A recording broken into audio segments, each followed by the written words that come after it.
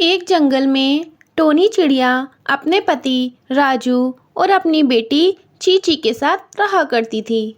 राजू बहुत आलसी था, पूरा दिन बस सोता ही रहता था, कोई काम नहीं करता था। वहीं टोनी चिड़िया को खेतों की देखरेख करनी पड़ती थी और घर के साथ साथ खेतों का काम भी उसे ही करना पड़ता था। कभी वे खेतों को पानी देती थी तो कभी वहाँ की साफ सफाई करती थी।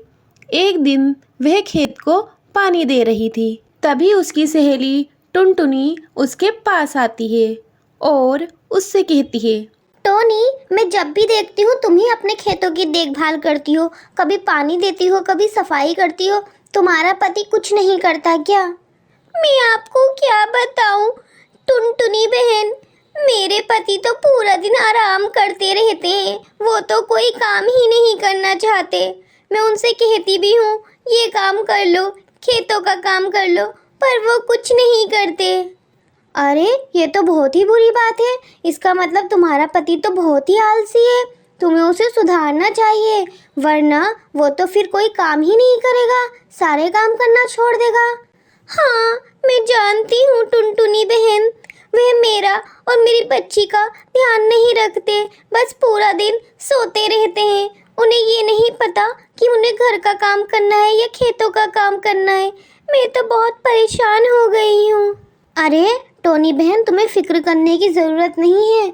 जो मैं बताती हूँ तुम वो करो, हो सकता है कि तुम्हारा पति सुधर जाए। हाँ, आप ही बता दीजिए मुझे क्या करना है।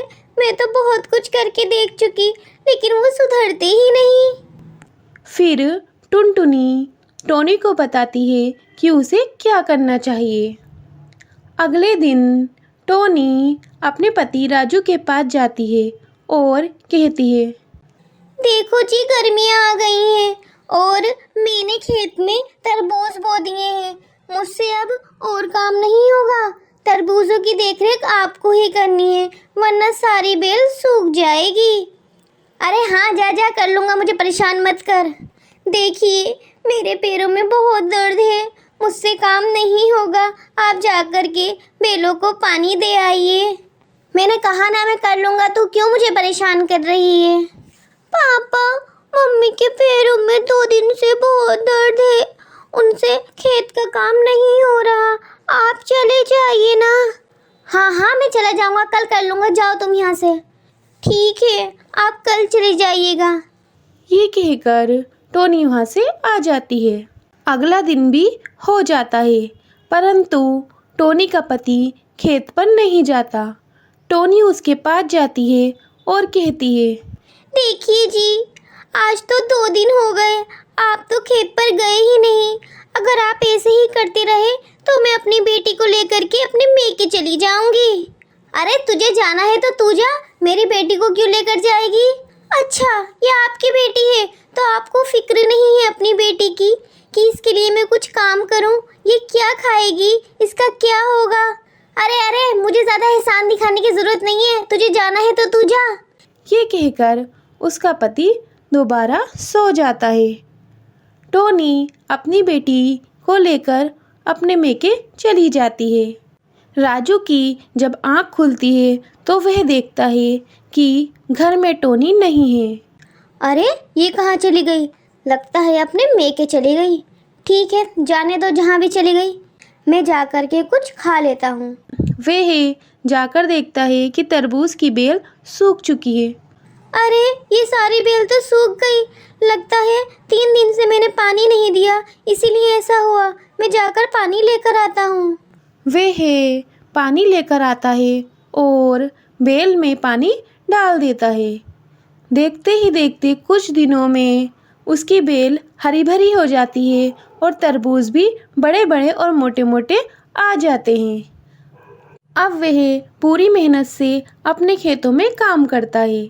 जब यह बात टोनी को पता चलती है तो वह अपनी बेटी के साथ घर वापस आ जाती है। टोनी, मुझे माफ़ कर दे, अब मैं कभी आलस नहीं करूँगा। तुझे कहीं जाने की ज़रूरत नहीं है, तुम घर पर ही रहो और खेत का काम मैं करूँगा। ये कहकर वह तरबूज को बेचने बाजार चला जाता है। उसके खेत से जो तरबूज आते हैं वही टोनी चिड़िया और उसकी बेटी बैठकर खा लेते हैं।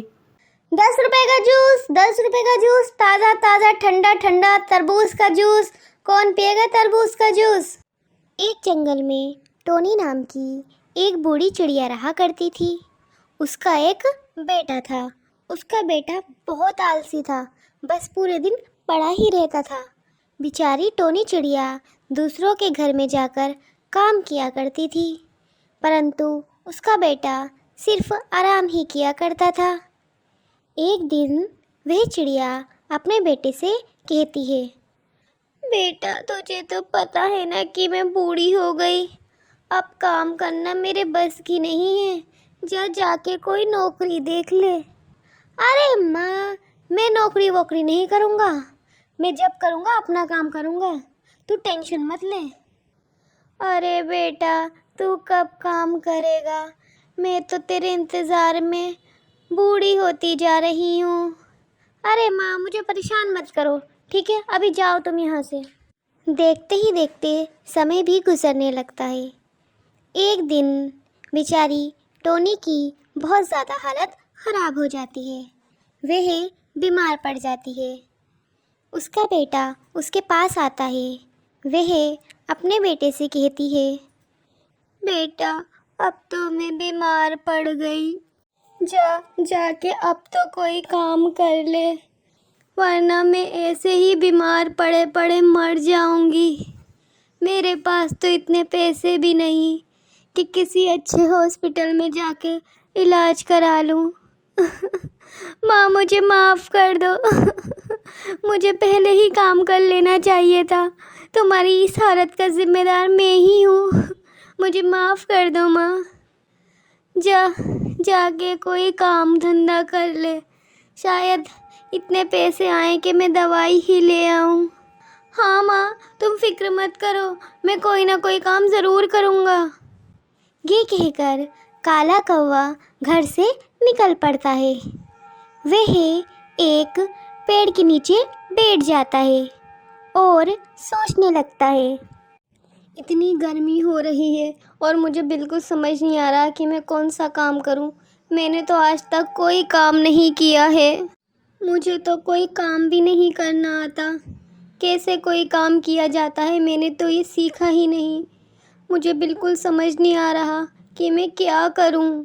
वह देखता है कि एक पक्षी तरबूज लेकर घर जा रहा होता है। वह उसे देखकर उसे एक विचार आता है, क्यों ना मैं तरबूज का जूस बेचने लगूं। गर्मियाँ भी हो रही हैं और ये विचार बिल्कुल सही है। मैं अभी जाकर तरबूज लेकर आता हूँ। काला कौवा उड़कर तरबूज के खेत पर पहुँचता है और वहाँ पर जाकर खेत के मालिक से वह तरबूज खरीद लेता है और तरबूज लाकर एक दुकान खोल लेता है। 10 रुपए का जूस, 10 रुपए का जूस, ताज़ा ताज़ा ठंडा ठंडा तरबूज का जूस। कौन पिएगा तरबूज का जूस? उसके चिल्लाते ही बहुत सारे पक्षी वहाँ पर इकट्ठे हो जाते हैं और तरबूज का जूस पीने लगते हैं।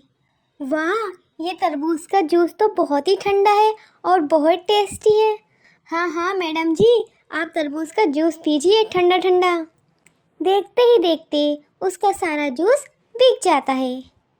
शाम को वह अपने घर जाता है। देख माँ, मैं तेरे लिए पैसे ले आया हूँ, अब मैं तेरा इलाज अच्छे डॉक्टर से कराऊंगा। तूने कहीं कोई चोरी तो नहीं की? नहीं माँ, मैंने चोरी नहीं की है, मैंने तरबूज का जूस बेचा है और अब मैं वही काम करूँगा, उसी से पैसे कमाऊँगा। अब तुझे किसी के घर पे जाकर काम करने की कोई ज़रूरत नहीं है। अगले दिन वह फिर अपनी दुकान पर आ जाता है और ठंडा ठंडा तरबूज का जूस बेचने लगता है।